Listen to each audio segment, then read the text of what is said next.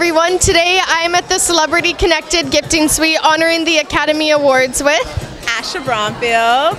And this is On the Spot Interviews. Hello, I'm so happy this is finally working out. I know, it's so great to see you. Yeah. What a great event, right? Yeah, that was so much fun, and I'm glad to see you in LA in the first place.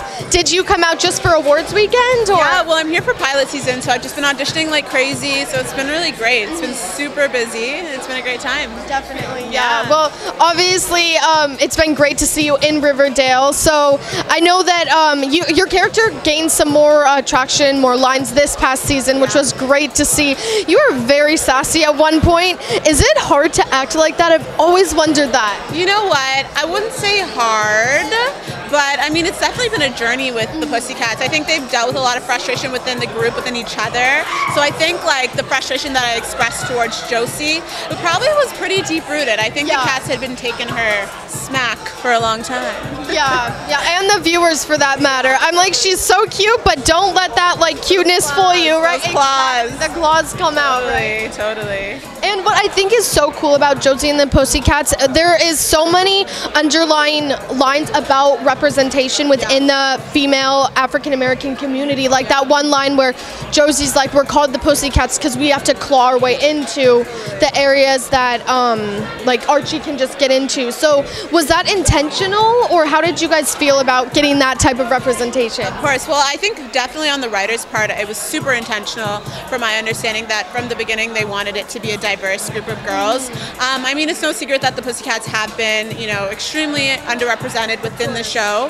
However, something that I'm so proud of is just to be a part of it. Like, I think the three of us together, our bond as sisters, as friends, has gotten so strong within the last year and a half. And just like what we've been able to represent for other people, even though we haven't been given the storylines that we necessarily wanted, just the fact that the visibility, that when people see us, they see three women of color in a group and it means something to people, I think that is that's the biggest blessing I could ever ask for. Definitely. So. Yeah, well, it's so great to see, and overall Riverdale just has representation in all minority categories. So you guys are doing something right. It's an incredible show, as I keep saying.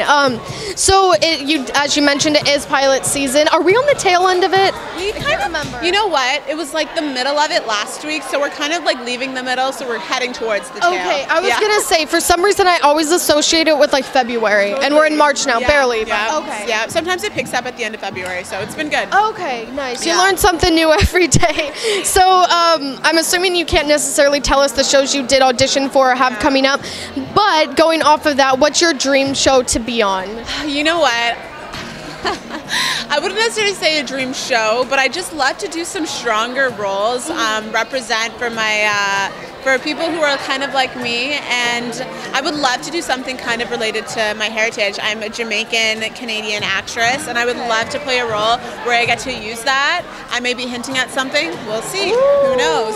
Okay, that maybe is you're definitely hinting at something, so I'm going to be refreshing your IMDb page like every day. Just clicking it. I love it. I love that. No, that's where you go to see what people are up to. It's very fun, right? Totally. It's very fun.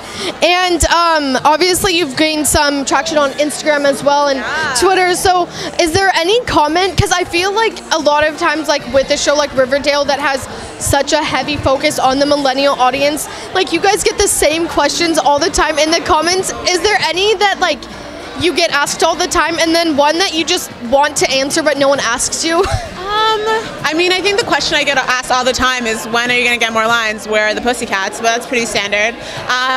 But you know what? One thing I really do love with social media, just like what you said with gaining that audience online, is the ability to use my voice. I feel like I've been able to use my voice in ways that I never really thought I could, especially within, you know, a show where you're waiting on opportunity, you're waiting on people to give you storylines, lines, purpose. But I think what's been really cool is kind of finding my purpose outside of the show and using my voice with writing articles. I do a lot of like writing articles for 17. I wrote for Refinery. I did some stuff with Teen Vogue. So that's been so cool to use my voice in other ways and find the strength within, you know, my own authentic power and what I bring to the table. So yeah, it's been really cool because I think I get a lot of fans responding to my articles and asking me questions more about that and my opinions on things. And it's cool when people value your opinion, I think. It is. Yeah. when you realize you're more than just like an actor and you kind of stand for something bigger. You do. Yeah. You totally do. I mean, I didn't even know that you did journalism as well. That's incredible. Thank you. Is there any, I'm going to ask another thing about like dreams. Is there any magazine you haven't written for that you would like to? Although, I mean, if you've written for 17, you've pretty much made it. That's amazing. Great. They're really, really great. And I'm grateful to them too. I think Teen Vogue, I'd love to write some more stuff for Teen Vogue. Maybe Vogue in itself and Cosmo. Yeah, those are definitely goals of mine. So. Cosmo, I just bought Cami and Lily's spread on Cosmo. Yes, so they were great. Yeah. Fun. Who are you closest with outside of Ashley and Haley? Because inevitably you are working with them the most. Yeah, totally. I mean, Cami and I have had some fun nights. Me, her, and Haley, we used to go out and tear it up, dancing at the clubs. Oh, that's fun. Throwing it down at the clubs. But I think besides from that, I mean, you say outside of Haley and Ashley, but I think they're kind of the people that I'm closest with just because we spend the most time together. So, yeah. And who is the best dancer? I mean, is that, I don't want to be rude, but no, I mean, I think we're all really great. I'll say this, Haley is an excellent dancer. She can dance to anything. Camilla's really sultry, like you're kind of like, okay girl, I see you. Like she's doing the hair whips. And I think I come more with the dance moves, you know, like I'm more technical. Okay. I prepare a routine and then I head to the club and I'm like, make room. Wait, do you really? No. Because you should do that sometime. I literally, Two new rules. People think I do. People think I do. That's saying something. If you can improv that well on the spot, you're doing something right. Listen, I throw it down at the club. You're doing something right, for sure. Well, thank you so much. And I always like to wrap up with this. Can you just give your social media links? Because I know like there's a lot of fan pages, but there's only one page that is you. Only run me, so yes. So you can follow me at Asha Brom on Twitter and Instagram. Perfect. Yeah. Thank you so much, and have a great rest of your time in LA. And I'm so happy this worked out. Thank you, Lena. You're so awesome. You're so awesome. Thank you for making time for me. So welcome, love. Thank you.